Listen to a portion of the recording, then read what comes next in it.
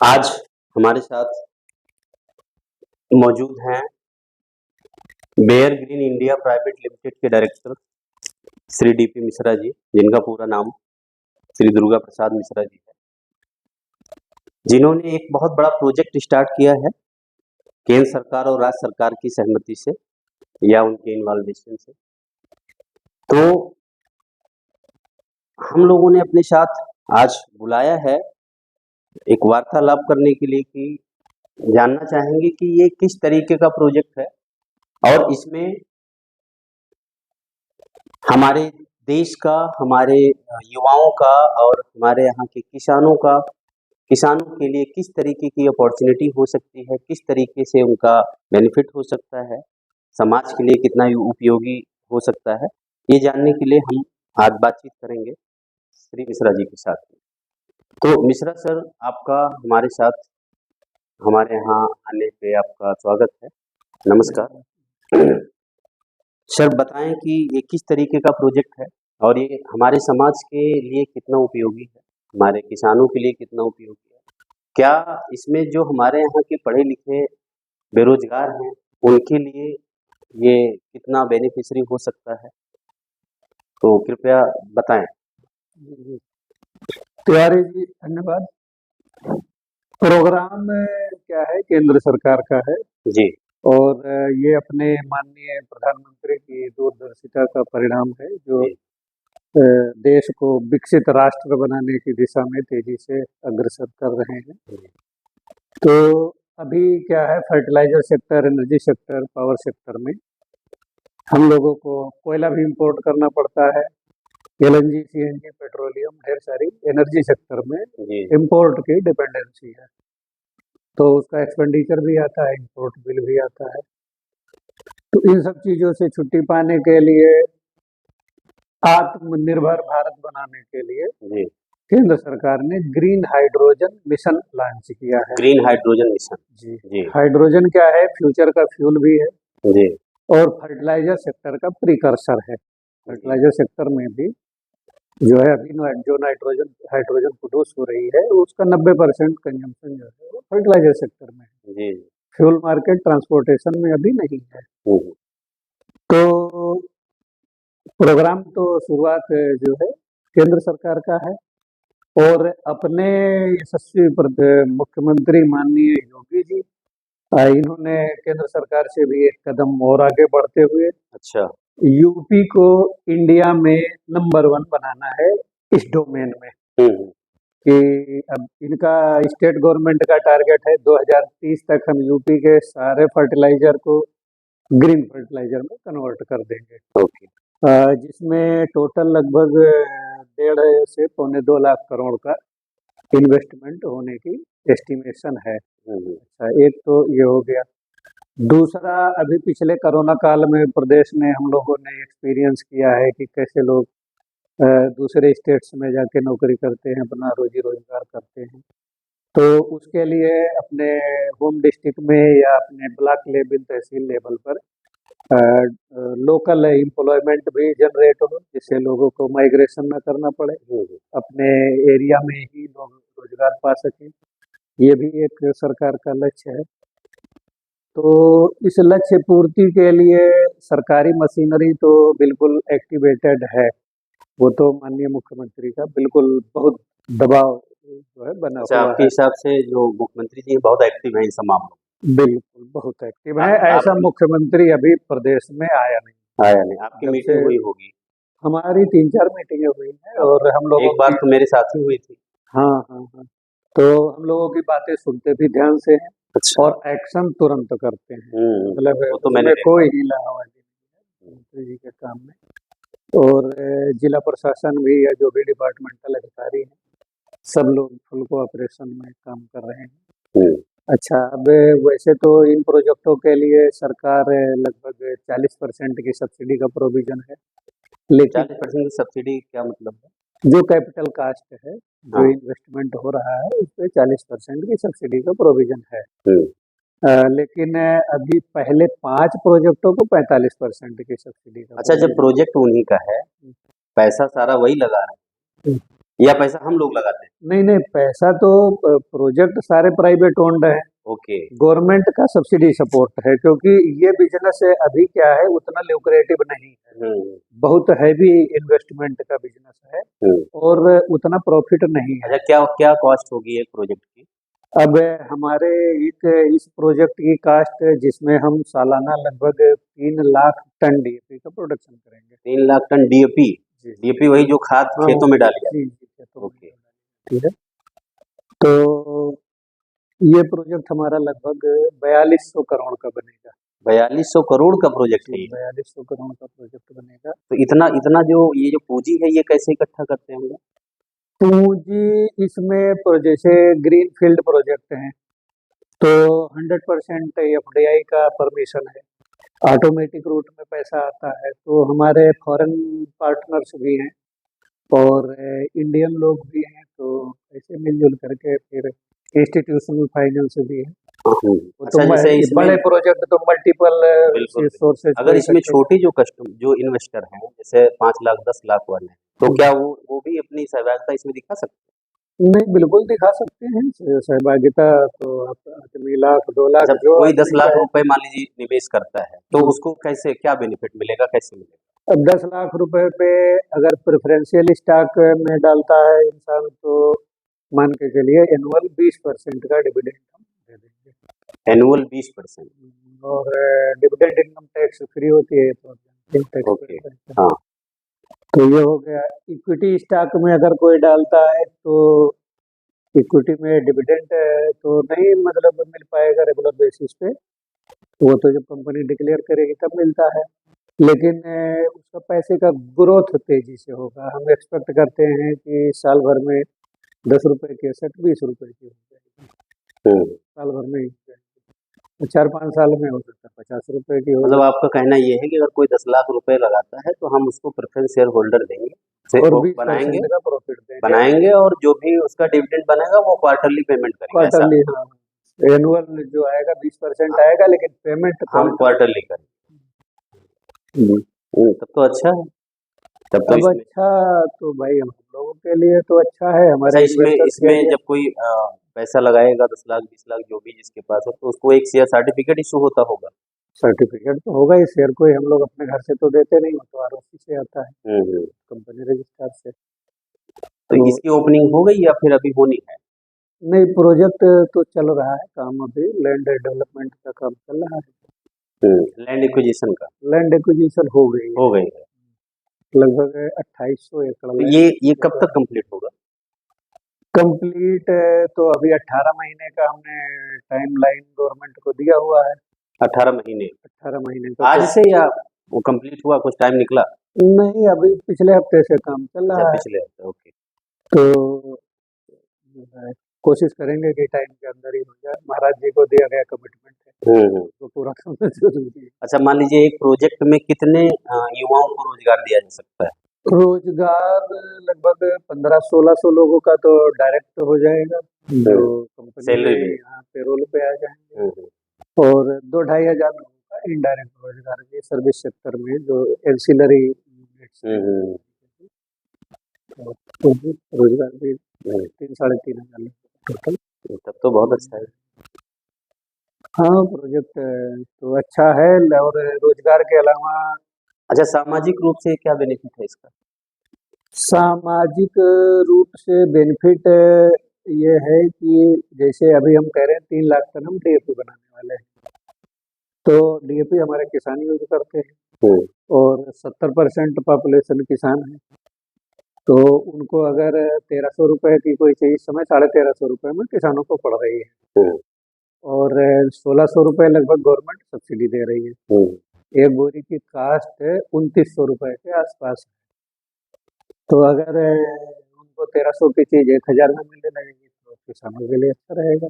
1300 की 1000 में 300 रुपए की सेविंग हो जाएगी। अभी हम लोग यूरिया का रिप्लेस करेंगे तो यूरिया में सेविंग ज्यादा है, डीएपी कम है थोड़ा। तो मतलब जो डीएपी या यूरिया आएगा इसके लिए हम लोग अलग से फिर डिस्ट्रीब्यूटर भी बनाएंगे? हाँ, डिस्ट्रीब्यूशन नेटवर्क देना पड़ेगा। हर जिले में एक कमेटी भी इसकी तैयार होगी? अब वो अभी अंडर कंसिडरेशन है कि कैसे क्या मोडस ऑपरेंडी रहेगा, अभी लेकिन धीरे-धीरे किसानों चीज़ें तक रीच तो देनी पड़ेगी जी, थ्रू आउट स्टेट। तो ये तो बड़ा अच्छा प्रोजेक्ट है। एक्चुअल में इसका ऑब्जेक्ट क्या है? ऑब्जेक्ट क्या ये डीएपी या यूरिया ही बनाना है या कुछ और? नहीं, ऑब्जेक्ट तो अब जैसे प्रदेश सरकार में लगभग 15 लाख टन का डीएपी का कंजम्पशन है, हुँ, 45 लाख टन का जो है यूरिया का कंजम्पशन है। तो प्रदेश सरकार चाहती है कि हम 2030 तक सारे फर्टिलाइजर को ग्रीन फर्टिलाइजर में चेंज कर दें। हुँ, तो उसके जो है जो अभी हमारा इंपोर्ट हो रहा है, एलएनजी इंपोर्ट होता है फर्टिलाइजर सेक्टर के लिए, तो उसमें इंपोर्ट बिल भी हमारा रिड्यूस होगा हुँ, और इन्वायरमेंटली भी ये प्रोजेक्ट ज़्यादा बेटर है, हमारा CO2 प्रिवेंशन भी होता है। हुँ, तो अब ये मोटा-मोटा अगर इसको मान के चलते हैं कि इस प्रोजेक्ट से हम हमारा बाई प्रोडक्ट ऑक्सीजन होगा। हुँ, अभी जितने इंडस्ट्री लगती हैं सब पॉल्यूशन करते हैं, हुँ। धुआं छोड़ते हैं। ये ऐसी इंडस्ट्री है जो ऑक्सीजन छोड़ेगी और साल में हम अच्छा, एक बाकी जो फैक्ट्रियाँ हैं वो धुआं छोड़ती हैं जो एक तरह से हमारा जो एनवायरनमेंट है वो प्रदूषित हो रहा है। एनवायरमेंट प्रदूषण हाँ, करते हैं, और ये हमारी जो इंडस्ट्री जो ये प्रोजेक्ट लग रहा है इससे ऑक्सीजन निकलेगा। ये ऑक्सीजन तो ये छोड़ेगा ये जो और वातावरण को जो प्रदूषण है उसको खत्म भी कर सकता है। तो अब साल में 1,30,000 टन 1,30,000 टन 1,30,000 टन ऑक्सीजन हम ऑक्सीजन छोड़ेंगे। छोड़ेंगे। ओके। अच्छा, और 1,22,400 टन CO2 प्रिवेंट करेंगे।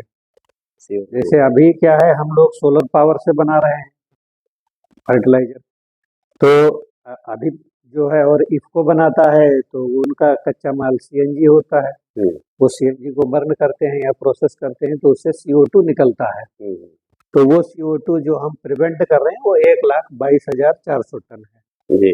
और इसके साथ एलएनजी हमको इंपोर्ट करनी पड़ती है। हुँ, तो एलएनजी का इंपोर्ट सालाना लगभग 48,960 या 50,000 टन मोटा-मोटा पकड़ लीजिए। हुँ, 50,000 टन हम साल का एलएनजी भी बचा रहे हैं, 1,30,000 टन ऑक्सीजन छोड़ रहे हैं और 1,22,000 टन CO2 प्रिवेंट कर रहे हैं, जो अदरवाइज फर्टिलाइजर इंडस्ट्री छोड़ रही है, जी। इतनी कैपेसिटी के लिए। तो अब इसके तरीके से इन्वायरमेंट फ्रेंडली भी है और रोजगार का तो जो है लोकल एम्प्लॉयमेंट भी लोगों को मिलेगा ही मिलेगा, प्लस किसानों की कास्ट भी फर्टिलाइजर की ये थोड़ा अपना सा जो प्रोजेक्ट है डाउन हो अभी जाएगा। अभी कहाँ पे लग रहा है? ये जालौन जिले में है, जालौन। जालौन जिले में बुंदेलखंड एक्सप्रेसवे पर ही सिचुएटेड है। तो ये अभी और भी लगेंगे स्टेट में? अभी स्टेट में अभी हम लोगों का प्लान है कि 5 प्रोजेक्ट और 4 प्रोजेक्ट और लगाएंगे तो टोटल 5 हो जाएंगे हुँ, और डीएपी की रिक्वायरमेंट सेचुरेट हो जाएंगी। जैसे जी। अभी हमारा एक प्लांट 3 लाख टन बना रहा है, अगर ऐसे ही 4 और लग जाएंगे तो 15 लाख का रिक्वायरमेंट जो स्टेट की है वो सेचुरेट हो जाएगी। अच्छा, ये जो हमारे दर्शक साथी हैं अगर इसमें से कोई भी आदमी जॉब के लिए अप्लाई करना चाहता है या कोई ऐसा बंदा है जो पैसे कुछ इन्वेस्ट करना चाहता है, अपना पैसा लगाना चाहता है, क्योंकि बहुत बड़ा प्रोजेक्ट है, गवर्नमेंट से जुड़ा हुआ प्रोजेक्ट है, तो वो अपना निवेश करना चाहता है, तो क्या अभी कोई संभावना है या अभी आगे चल कर के कर सकता है? नहीं, अभी भी संभावना है, आगे भी चल करके है, अभी तो जस्ट शुरुआत हुई है। ओके। तो अब ये है कि जो शुरुआत में आते हैं वो ज़्यादा बेनिफिट लेते हैं, हुँ, बाद में आते हैं तो उनका भी बेनिफिट रहेगा, लेकिन तो उस तरीके आपकी तो की मीटिंग कंडीशन माननीय मुख्यमंत्री जी से होती रहती होगी? तो होती रहती है। लगभग साल भर से ये प्रोग्राम चल रहा है, जी। इसके पॉलिसी फार्मुलेशन का और चीज़ों का, तो मीटिंगें तो हमारी 3-4 बार हुई हुँ, हुँ, और हमारे काफ़ी इनपुट जो है पॉलिसी में इनकॉर्पोरेट की। हुँ, तो हम लोग तो 30% ही सब्सिडी मांग रहे थे, लेकिन गवर्नमेंट ने 40% कर दिया, बुंदेलखंड के लिए खास तौर से। जी। बुंदेलखंड पे गवर्नमेंट का ज़्यादा थ्रस्ट है, हुँ, तो ये इंडस्ट्री हम बुंदेलखंड में लगा रहे हैं, इसलिए सब्सिडी जो है वैसे 40% है, लेकिन पहले 5 प्रोजेक्टों का 45% का। 45% सब्सिडी सरकार दे रही है। हुँ, तो अच्छा ये जो आप इसमें जैसे इस प्रोजेक्ट के नाम से अगर फाइनेंस कराया जाए तो भी हो सकता है? फाइनेंस तो हो ही जाएगा। अब जैसे ये 45% कैपिटल सब्सिडी, ये बड़ी चीज है। इसे मेगा सुपर मेगा स्केल के प्रोजेक्ट के लिए तो अब जब गवर्नमेंट बैकअप दे रही है तो बैंकिंग इंस्टीट्यूशन भी काफी उत्साह दिखा रहे हैं, जो लोग मिल रहे हैं। अभी फिलहाल तो हम लोगों का 10,000 करोड़ बाहर का पैसा आया हुआ है। तो अभी तो उसी से काम चल रहा है। मतलब हमारे प्रोजेक्ट में ज्यादा से ज्यादा जो इन्वेस्टर हैं वो बाहरी है। वो बाहर के। बाहर। अब बाहर का क्या तो है क्या कि आपको नहीं लगता इंडिया में स्कोप नहीं है क्या इन्वेस्टरों का? नहीं, इन्वेस्टरों का स्कोप है, लेकिन इंडिया में जैसे बैंकों में आप अपना पैसा एफडी कर दीजिए तो 6-7% दे देता है। बाहर बैंकें कुछ देती नहीं है, तो उनको किसी बिजनेस में लगाना ज्यादा अच्छा रहता है। और जो एफडीआई है वो चीपर भी होता है इंडियन पैसे के। अभी इंडियन बैंक से लोन लेने जाए तो 9%, 10%, 12% तक लोग इंटरेस्ट चार्ज कर देते हैं। बाहर का पैसा 4%, 5% पे आ जाता है, 6% पे। तो वो हम लोगों के लिए भी बेहतर फीजिबल रहता है। और उनको बैंक फ्री में रखवाती हैं तो उससे बढ़िया उनको 4% मिले तो उनके लिए अच्छा। एक बात ये हो गई। दूसरी, जैसे लंदन जैसी जो डेवलप्ड कंट्रीज है, उनका per capita power consumption 5.5 kilowatt hour है। हमारा पर कैपिटा पावर कंजम्पशन आधा किलोवाट भी नहीं। जैसे इतनी पॉपुलेशन है और कितने हमारे पावर प्लांट लगे हैं, उसका रेशियो यूके का बहुत ज़्यादा है। और सारे कोयले के प्लांट चलाते हैं लोग, तो वो लोग इतना प्रदूषण करते हैं। तो उस प्रदूषण को सेट ऑफ करने के लिए, बैलेंस करने के लिए किसी डेवलपिंग कंट्रीज में उनके ऊपर ऑब्लिगेशन भी होता है कि आप इतना पैसा इन्वेस्ट करोगे ग्रीन फील्ड प्रोजेक्टों में। तो उनके लिए एक मजबूरी भी है कि हमको इन्वेस्ट करना है। और बैंकें कुछ देती नहीं है, तो वो दूसरा रीजन है कि हाँ चलो इंडिया में चलो, साउथ अफ्रीका में चलो। अब वैसे जो मोदी जी ने इतना दुनिया भर में इमेज का इम्प्रूवमेंट किया है भारत का, तो अब ढेर सारे लोग भारत को प्रेफर कर रहे हैं इन्वेस्टमेंट के लिए भी, या मेक इन इंडिया के लिए। अब बहुत लोग जैसे यहाँ आकर के मैन्युफैक्चरिंग करते हैं तो एक्सपोर्ट भी करते हैं। अब जब अपनी लीडरशिप मेहनत कर रही है तो चीजें धीरे धीरे सही चलती हैं। तो हम लोग भी अपना जो गिलहरी योगदान है वो करने में लगे हुए। ठीक है मिश्रा सर, बहुत अच्छा लगा आपसे बातचीत करके। और जहाँ तक हमारे देश के युवाओं की बात है, किसानों की बात है, तो उनके लिए आपने एक बहुत अच्छी जानकारी दी। तो सभी साथियों से मेरा निवेदन है कि अगर वो इस तरीके के प्रोजेक्ट में इन्वॉल्व होना चाहते हैं, चाहे वो एम्प्लॉयमेंट के रूप में हो, चाहे इन्वेस्टर के रूप में हो, तो वो हमारे द्वारा दिए गए लिंक पे या ईमेल के थ्रू हमसे संपर्क कर सकते हैं और उनको वहाँ तक उनकी मीटिंग कराई जा सकती है, उनको बुलाया जा सकता है और उनकी सीवी या जो भी डॉक्यूमेंट्स हैं उससे रिलेटेड जो भी लिंक या ईमेल होंगे वो आपको प्रोवाइड कर दिए जाएंगे।